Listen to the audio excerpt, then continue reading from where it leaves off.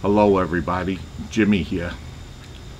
The government does a very good job in protecting me from myself. They make me wear a seatbelt in a car.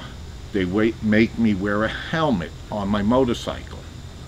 They try and limit how much soda I could drink in New York City. They didn't pass it, but they tried to. The government makes all these labels on foods and everything to tell us how much fat, so they're protecting me from myself. But they're not doing a good enough job protecting me from others. If I ride on the highways in New York, New Jersey, Pennsylvania, Connecticut, I can't believe how many people are on cell phones. Okay, they're either texting or talking. And it really worries me when I'm out on a motorcycle enjoying the day. I think sometimes maybe the police department don't want to give out tickets because they feel that the penalties are too harsh. In New York State, for the first offense, it's 5 points and on your license and a pretty big fine. And then what happens, almost anybody, especially because the people that are well-to-do are going to have the money to hire a lawyer, it's going to go to court, then they postpone it, and then the police office is out of the field for a few days. Now, if they made it that you had to serve the first 2 times public service, and it was mandatory, no ifs, ands, or buts, you can't plea it out, you got to do it, okay? I'll show you what's on the back of this vest.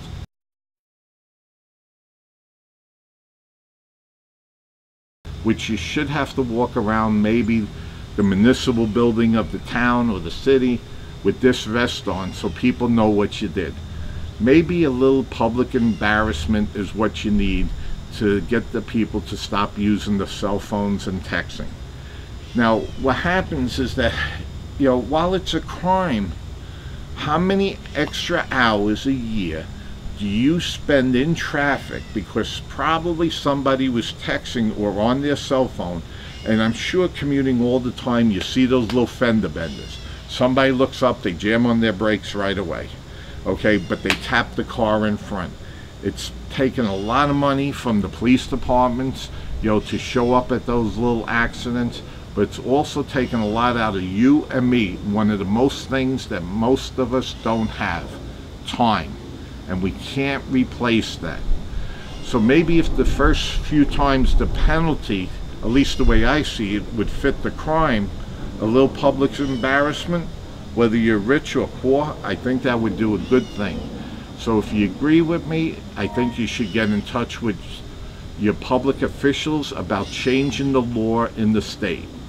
Make the crime punishment fit the crime, and make it equal among the wealthy to the poor. This way, everybody serves it, the same way, because it's terrible out there. And what's even worse is a lot of times these people are setting such a bad example for their children because you see them in the car.